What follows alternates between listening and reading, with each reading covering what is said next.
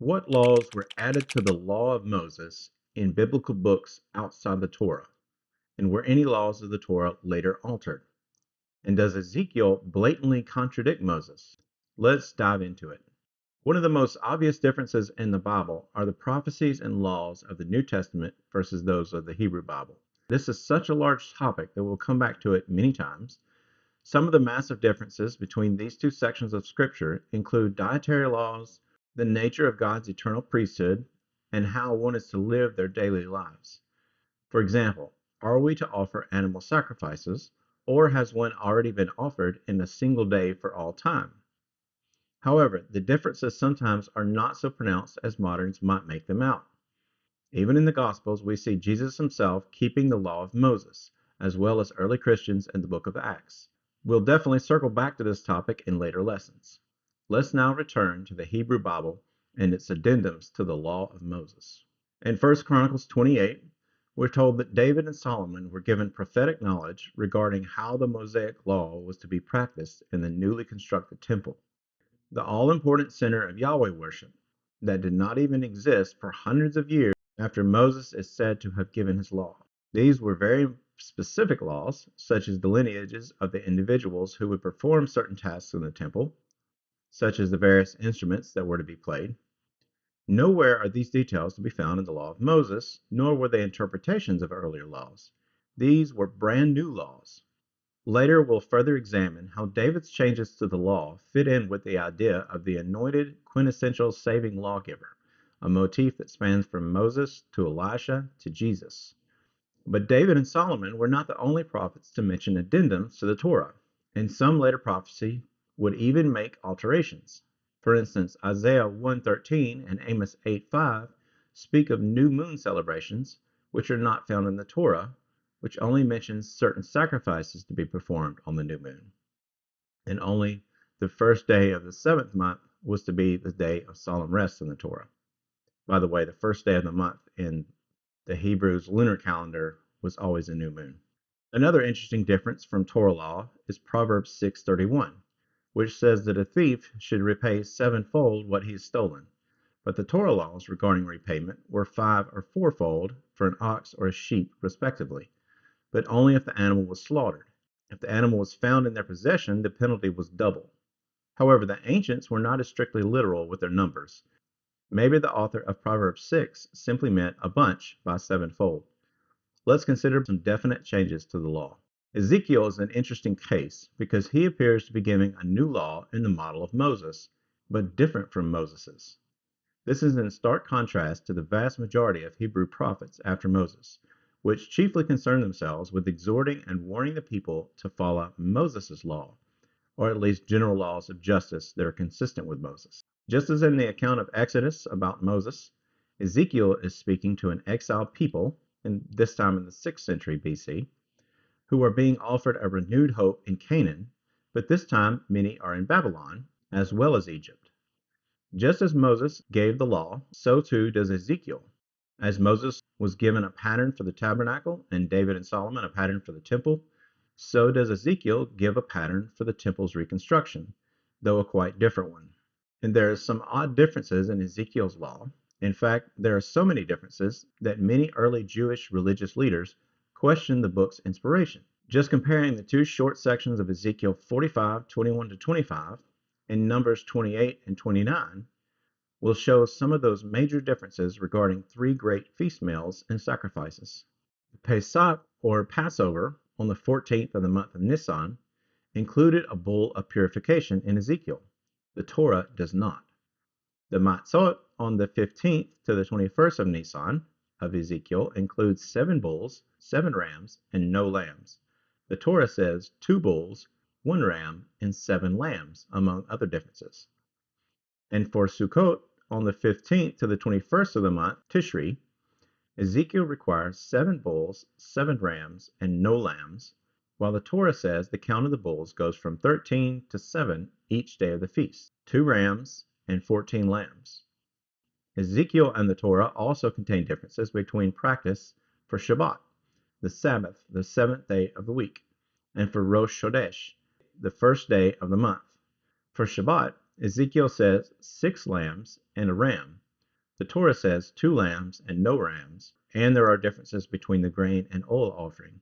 For Rosh Chodesh, he says 1 bull, 1 ram, and 6 lambs, while the Torah says 2 bulls, a ram, and 7 lambs, with more differences in the grain and oil offering. Apart from the law of Moses, Ezekiel also gives a rather detailed pattern for the rebuilding of the temple. Recall that the original temple was built 4 centuries earlier by Solomon and destroyed by the Babylonians during the time of Ezekiel in 587 BC.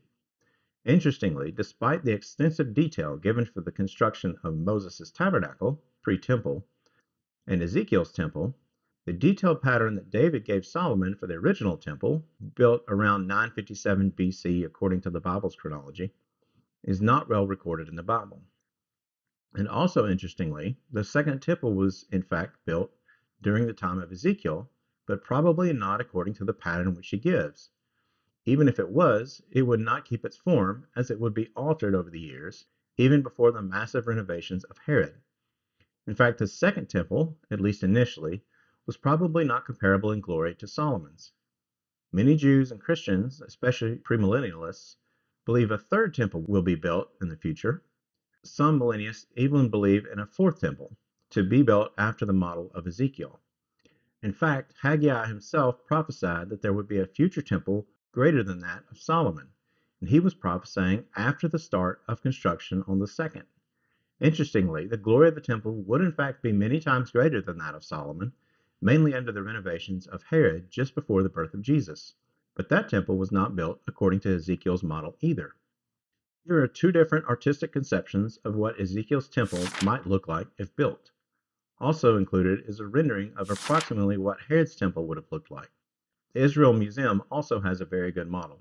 Many explanations have been proffered for the differences between Ezekiel and the Torah. Some believing scholars have suggested that he was describing different sets of sacrifices, which is hard to explain considering the plain meaning of the text. How could they be different feasts if they are named the same and occur at the same time of year? Secular scholars have proposed 2 priestly schools that produce the texts.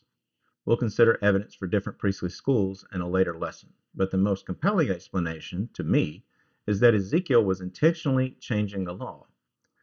Due to the tremendous losses of Yahweh's promises, it is not surprising to find a longing for a new covenant. Jeremiah 31 is quite explicit about it, even going so far as to say that there would be a new covenant and it would be different, not Moses' law written on stone, but a covenant written on the people's hearts.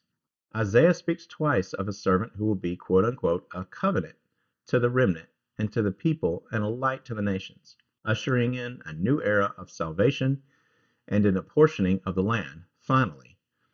He speaks of a new covenant in which the Davidic reign will be restored, in chapter 25, and a new nation being called.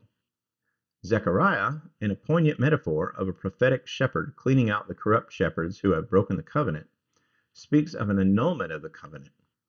It's easy to see why these prophets were looking forward to a final fulfillment of God's promises, in which they'd finally have a covenant that would last. For example, in Isaiah 61:8. So what was Ezekiel's new focus on this future period of a covenant that would not be so broken by sinful Israel? The Torah focuses on the purpose of sacrifice and obeying the law as a means to ward off God's curses and to cultivate his blessings. And all of those listed are in fact earthly blessings and curses. Obeying God determines whether your crops, animals, and women will bear, whether there will be plagues and war or health and peace, etc. Ezekiel, on the other hand, focuses on the purification of sins.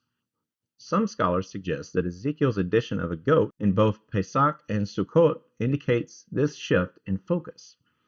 In fact, the section in Ezekiel on these feast days, 45:17, begins with not only this emphasis on their purgative nature, but also on the prince's role in it, the Nasi. And it's not just Christians who would look to such passages to understand the Messiah.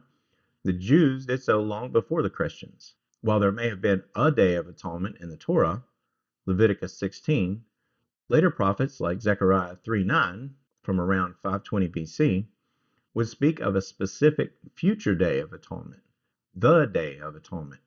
First century Christian writings would place that day squarely on the death of Jesus, the anointed Nasi, and even use it to explain the greatest shift in biblical law, the removal of temple and its priesthood and sacrifice. For example, in 1 John 3:5 or Hebrews 10:26. But the Christians were actually carrying on an ancient and very Jewish expectation of a new lawgiver. Ezekiel 16, in a very graphic metaphor of defilement, compares Israel to a promiscuous and adulterous wife who defiles herself. But despite this, Yahweh will remember his covenant that was broken and will establish a, quote, everlasting covenant, end quote. The Torah looked forward to a day of the breaking and loss of the covenant, but only the latter prophets would fully flesh out such a bitter loss in their own time, when they themselves would be broken as a nation, and only a remnant of a remnant would remain to preserve their ancient written oracles. In later lessons, we'll see more reasons why the idea of a renewed or new covenant kept showing up in the prophets, but for now, let's compare the laws before Moses in Genesis to those given by Moses in the rest of the Torah in the next lesson.